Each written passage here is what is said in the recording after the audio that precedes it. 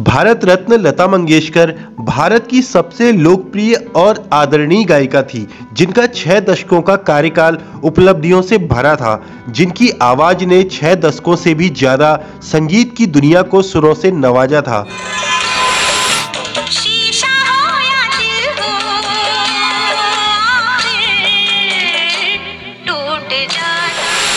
भारत की स्वर कोकिला लता मंगेशकर ने 25 भाषाओं में 50,000 से भी ज्यादा गाने गाए थे। उनकी आवाज सुनकर कभी किसी की आंखों में आंसू आए तो कभी सीमा पर खड़े जवानों को सहारा मिला। उन्होंने स्वयं को पूर्णतः संगीत को समर्पित कर रखा था, लेकिन उनकी पहचान भारतीय सिनेमा में एक पार्श्व गायक के रूप में रही थी। अपनी बहन आशा भोसले के साथ लता जी का फिल्मी गायन में सबसे बड़ा योगदान रहा था। कुमारी लता दीनानाथ मंगेशकर का जन्म 28 सितंबर साल 1929 को इंदौर मध्य प्रदेश में हुआ था। उनके पिता दीनानाथ मंगेशकर एक कुशल रंगमंची गायक थे। दीनानाथ जी ने लता जी को तब से संगीत सिखाना शुरू किया जब वे 5 साल की थी। उनके साथ उनकी बहनें आशा, उषा और मीना भी सीखा करती थी। लता जी अमान अली खान साहब और बाद में अमानत खान के साथ भी पढ़ी। लता मंगेशकर हमेशा से ही ईश्वर के द्वारा दी गई सुरीली आवाज, जानदार अभिव्यक्ति व बात को बहुत जल्द समझ लेने वाली अविश्वसनीय क्षमता का उदाहरण रही थी। इन्हीं विशेषताओं के कारण उनकी इस प्रतिभा को बहुत जल्द ही पहचान मिल गई थी, लेकिन 5 वर्ष की छोटी आयु में ही इनको पहली बार एक नाटक में अभिनय करने का अवसर मिला। शुरुआत अवश्य अभिनय से हुई, किंतु इनकी दिलचस्पी तो संगीत में ही थी। साल 1942 में इनके पिता की मौत हो गई। इस दौरान ये केवल 13 वर्ष की थी। नवयुग चित्रपट फिल्म कंपनी के मालिक और इनके पिता के दोस्त मास्टर विनायक ने इनके परिवार को संभाला और लता मंगेशकर को एक सिंगर और अभिनेत्री बनाने में मदद की। सफलता की राह कभी भी आसान नहीं होती है। लता जी को भी अपना स्थान बनाने में बहुत कठिनाइयों का सामना करना पड़ा। कई संगीतकारों ने तो इनको शुरू में पतली आवाज के कारण काम देने से साफ मना कर दिया था। उस समय की प्रसिद्ध पार्श्व गायिका नूरजहां के साथ लता जी की तुलना की जाती थी, लेकिन धीरे धीरे अपनी लगन और प्रतिभा के बल पर इनको काम मिलने लगा। लता जी की अद्भुत कामयाबी ने लता जी को फिल्मी जगत की सबसे मजबूत महिला बना दिया था। लता जी को सर्वाधिक गीत रिकॉर्ड करने का भी गौरव प्राप्त है। फिल्मी गीतों के अतिरिक्त इन्होंने गैर फिल्मी गीत भी बहुत खूबी के साथ गाए हैं।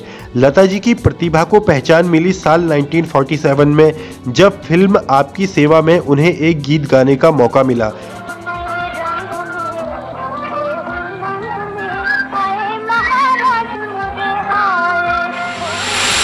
और एक के बाद एक कई गीत गाने का मौका मिला। इस गीत के बाद इन्हें फिल्म जगत में एक पहचान मिल गई। इनमें से कुछ प्रसिद्ध गीतों का उल्लेख करना यहाँ अप्रासंगिक नहीं होगा, जिसे इनका पहला सहाकार गीत कहा जाता था। साल 1949 में गाया गया आएगा आने वाला। आएगा,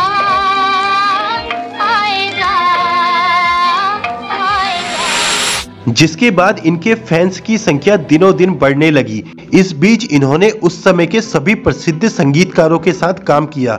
अनिल विश्वास, सलील चौधरी, शंकर जयकिशन, एस.डी. बर्मन, आर.डी. बर्मन, नौशाद, सी रामचंद्र आदि सभी संगीतकारों ने इनकी प्रतिभा का लोहा माना। लता जी ने 2 आंखें, 12 हाथ, 2 बीघा जमीन, मदर इंडिया, मुगले आजम आदि महान फिल्मों में गाने गाए। लता जी ने महल, बरसात, एक थी लड़की, बड़ी बहन आदि फिल्मों में अपनी आवाज के जादू से इन फिल्मों की लोकप्रियता में 4 चांद लगाए। इस दौरान इनके कुछ प्रसिद्ध गीत थे, ओ सजना बरखा बहार आई,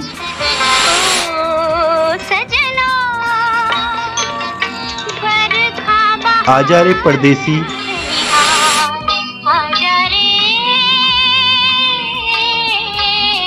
एहसान तेरा होगा मुझ पर, इतना ना मुझसे तू प्यार बड़ा, जाना न मुझसे तू प्यार बढ़ा कि मैं एक बात अल्लाह तेरो नाम,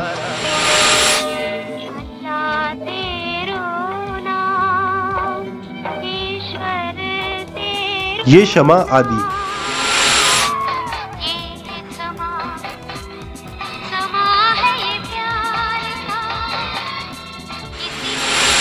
और साथ ही लता मंगेशकर जी को कई सम्मानजनक पुरस्कारों से भी नवाजा जा चुका था।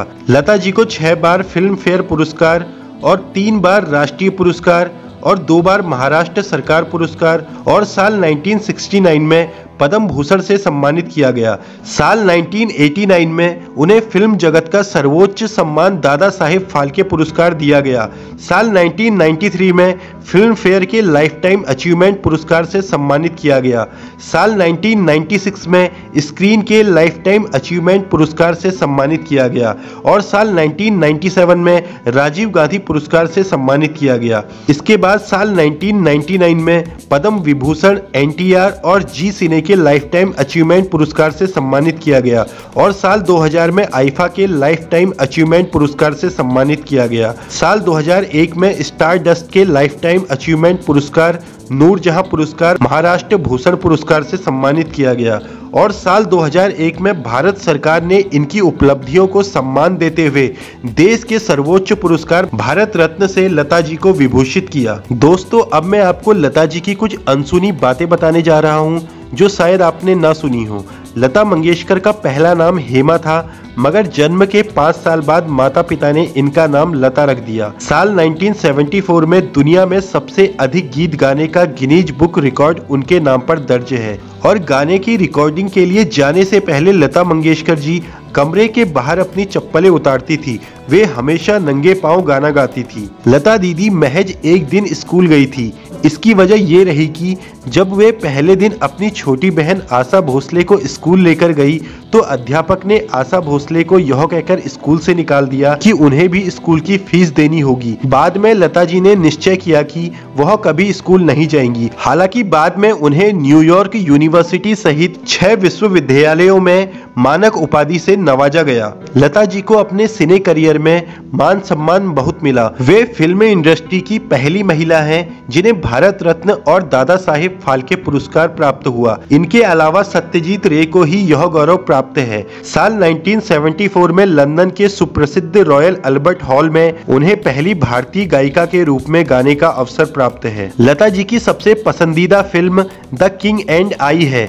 हिंदी फिल्मों में उन्हें त्रिशूल, शोले, सीता और गीता, दिलवाले दुल्हनिया ले जाएंगे और मधुमती पसंद थी। साल 1943 में फिल्म किस्मत उन्हें इतनी पसंद आई कि उन्होंने यह फिल्म तकरीबन 50 बार तक देखी थी। लता जी को संगीत के अलावा खाना पकाने और फोटो खींचने का बहुत शौक है। साल 1962 में लता जी 32 साल की थी, तब उन्हें स्लो पॉइजन दिया गया था।